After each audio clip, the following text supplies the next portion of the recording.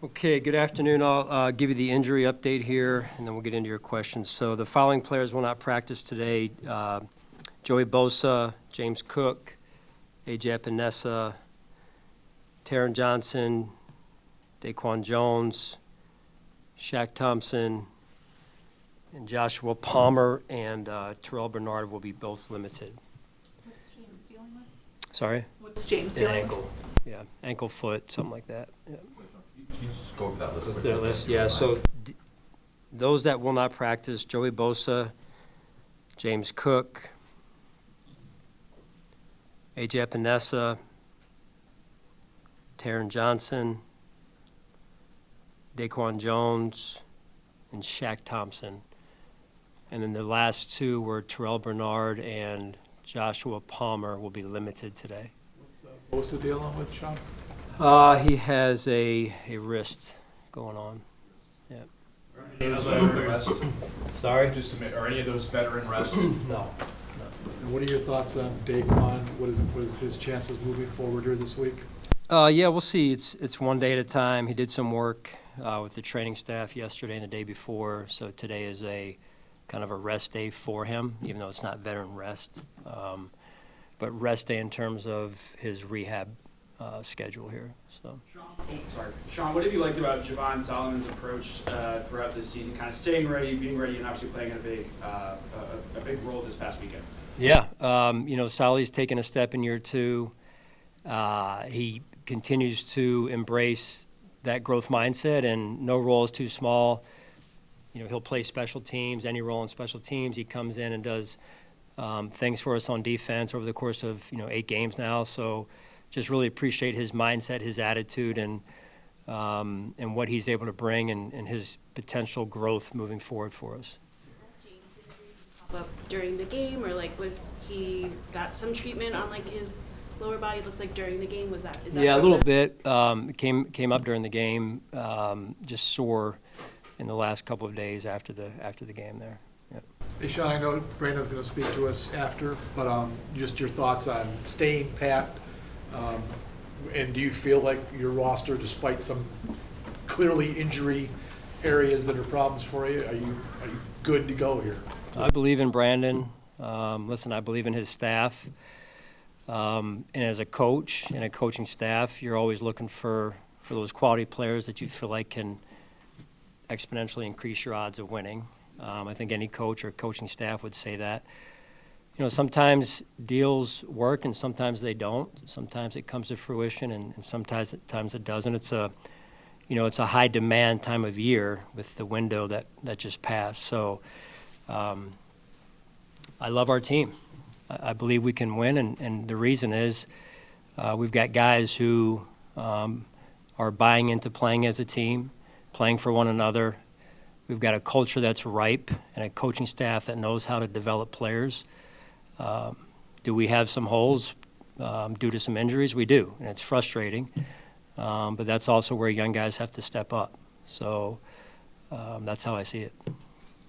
What have you made of what Dalton Kincaid's done recently, and even with a lower snap count, just kind of taking advantage of those opportunities? Yeah, he was on point the other night. Not surprised by it, and he continues to grow every week.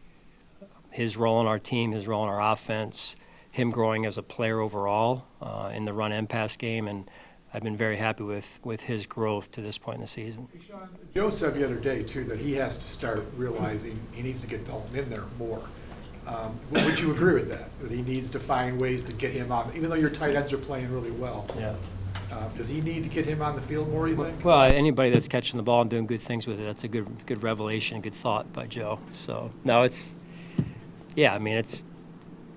just where, after a game and you're saying, hey, what worked for us, it's kind of like, yeah, maybe we should have got that player even more touches. But as you know, the games are they're one at a time. And so sometimes this guy's hot this game, and the next game the ball finds this player over here more times than the other player the week before. So I like Joe's thought.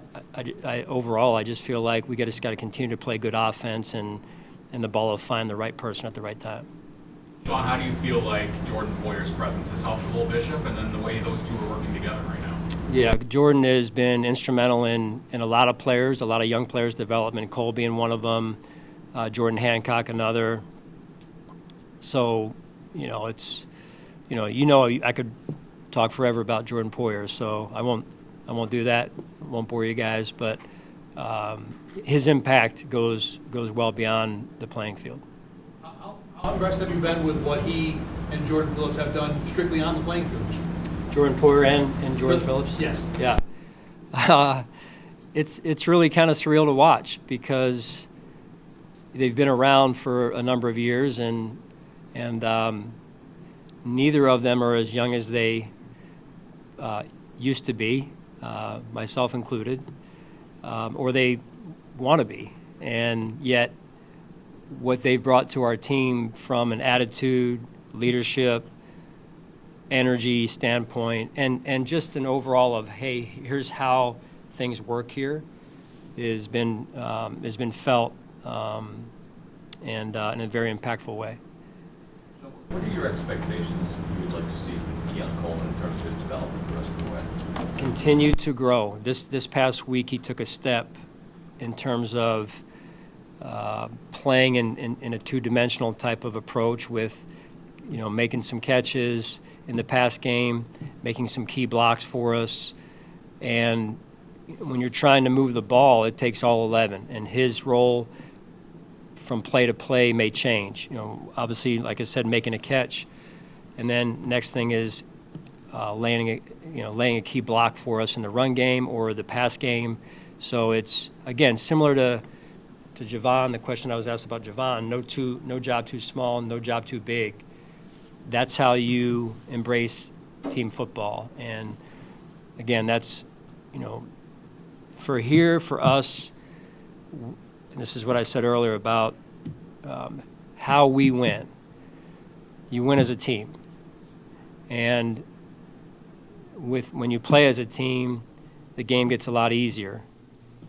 And, our guys are buying into that, playing for one another, loving one another, not wanting to let each other down. And that 1/11th approach, in this case with Keon, is moving in the right direction with more to go. Sean, when you go back to the New England game, you said it through the game, we played the game they wanted us to play. And I know there was another loss after that. Do you feel that the last 2 weeks your team is playing the kind of game you want to play? Yes. Yeah, we're moving in the right direction, Sal. We are. And I applaud the staff and the coaches for it. They've done a really good job. Players have, recalibrated a little bit and done everything that we've asked them to do. And it just takes some time to sometimes get there. And now we got to continue to go because we're not where we need to be. This is a big divisional game down there away. And so we've got to put a good week of preparation in. So, Sean, do you think Gabe Davis is relatively close to being able to play? I know he's practicing. Yeah. We talked to him last week. He was like, "I'll play whenever I need to." Is there a timeline or a general idea of when he could be ready to actually play as opposed to practice? I don't have an exact number for you. I feel like he's getting close. Last week we gave him, I think I mentioned to you guys later in the week, we gave him, I believe it was Friday off because he had Wednesday, Thursday back-to-back. And again, you just got to keep in mind he hasn't done a lot. He hasn't had a build-up really, so I'm just trying to be smart. But when he was out there, I thought he did well. Sean, we know the season can be a roller coaster ride. You always talk about staying level. I know the veterans understand that, but how do you instill that in some of these younger players that have such a big role? There's two things. One of which is the veteran leadership that we have and them, feeding into these young guys and trying to educate them on how this works. And you're not alone. What you're feeling is most guys feel that same way. Because the other part of it is a long season, to your point, and a lot of these young guys are already playing. And it sounds good and they like playing, don't get me wrong, but it is a grind. And there's going to be, like there was in the game the other night, there was some really high highs and there was some really things that we need to adjust. And that can be hard, but they just got to stay with it, and we stay together as a team. I keep saying that, but that's huge for us. Sean, in what area do you need to see Landon Jackson grow in order to earn a jersey on game day? Because right now you're thin across that. Right. Yeah.